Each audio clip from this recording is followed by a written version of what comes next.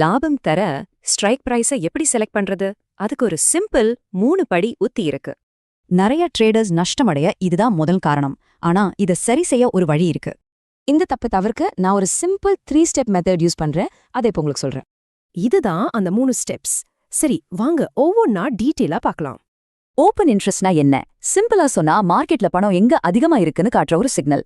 ரெண்டாவது, out of the மணி, அதாவது OTM ஸ்ட்ரைக்கை தேர்ந்தெடுக்கணும். மூணாவதா, ஒரு 15 மினிட்ஸ் சார்ட்ல RSI வச்சு ட்ரெண்ட் நமக்கு சாதகமா இருக்கான்னு பார்த்துட்டா போதும். இந்த மெத்தட்ல சரியான ஸ்ட்ரைக் பிரைஸை பிடிச்சு நீங்களும் நல்ல லாபம் பார்க்க முடியும். சோ லாபம் பார்க்க நீங்க ரெடியா? இதே மாதிரி நிறைய ட்ரேடிங் டெக்னிக்ஸ் கத்துக்க மறக்காம சப்ஸ்கிரைப் பண்ணுங்க.